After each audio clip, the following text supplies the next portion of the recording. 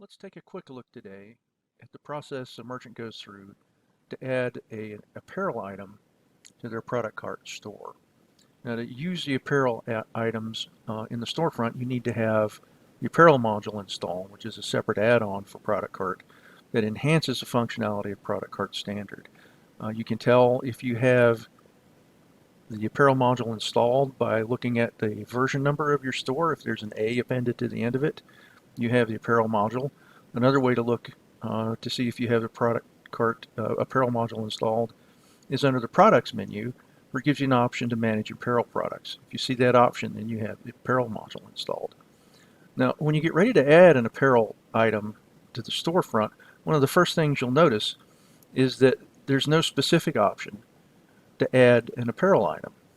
While if you have configurator, there is a specific option to add configurable products.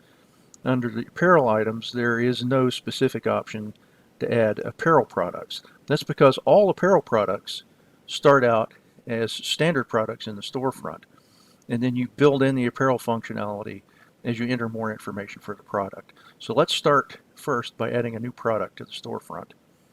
And going through the process, the first thing that you select is category for it, and then it's going to ask you for some basic information to get started. And you have to go through some of this basic information in order to get to the point where you can actually create an apparel product and go through and add the apparel functionality to it.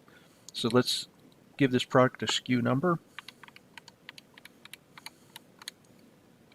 and a name.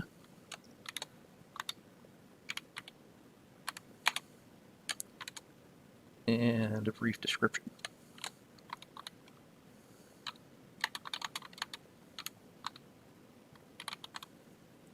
So we have that, and then you can plug in some additional information if you want to before you actually add the product to the storefront. This gizmo is going to cost $10.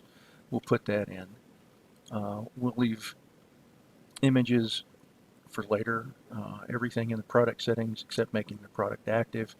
We can update that later after we first add it to the store. And then what you're looking for down here is under the apparel product settings. It's pretty simple to create this as an apparel product. You just select yes, and then there are a few other options that it will ask you about how you want the store to manage or handle this particular apparel product. But once you get everything set, then you just add the product to the storefront. Then you're going to go back to edit it again in order to add in the apparel functionality. Now what the apparel module does is generate subproducts based on the options that you assign to the product. And then each combination of options in the store is assigned its own specific SKU number. And this allows you to inventory each product variation separately from other product variations. It comes in pretty handy if you deal with a large or complex inventory and you want to keep track of everything pretty precisely, so you know when you need to reorder, for example, red extra large shirts or blue small shirts. It allows you to keep up with those things separately. So to continue with the process of adding this as an apparel item, we're going to add some options to this.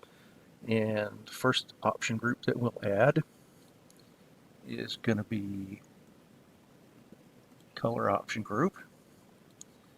And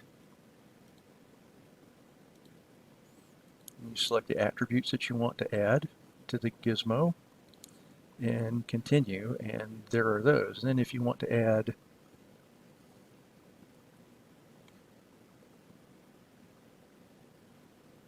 a new option group, that link is up here, and you can add another option group, and this time we'll go for an option group called size and continue with that, and we'll select a few size options to add and continue and add those. So now we have a product that has two different option groups with several different attributes assigned to it here. And what we're going to do then is go back and to edit the product. And you'll notice now at this point,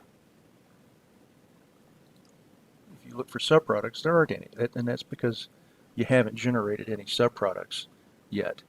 This entails going to the menu item, or you can do it from this page, but I'll show you where it is here in the menu.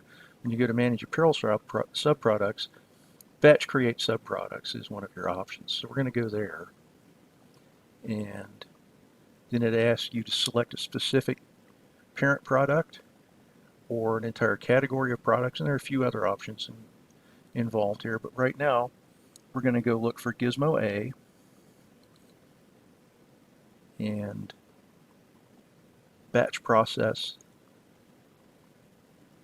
that one, which is the generate subproducts is the button down at the very bottom. So we'll go ahead and do that, and it's now generated the subproducts for that. Typically, the easiest way to find a product that you've just worked with is to look back on your home page for recently added products. So there's Gizmo A, which we've just added, and that we just generated some subproducts for by going through the combination of options. Now there are two different groups of options, each with 3 attributes, so you're going to see 9 subproducts that are available for it when you click the subproduct link. And as you can see, it's gone through and generated separate SKU numbers, or can generate separate SKU numbers for this based on settings that you give it. You can also go through and manually assign SKU numbers. For instance, if you need the SKU numbers in ProductCart to match part numbers in your QuickBooks or in some other business system that you have, you can do that. But going through and setting up subproducts is a pretty quick process in ProductCart. You just need to go through and designate the product as an apparel product, add options to it, and then go back and generate subproducts through the batch process command. And once you've accomplished that, then you've got you have subproducts for the item, and you have apparel products in your storefront. So it's a pretty quick and easy process.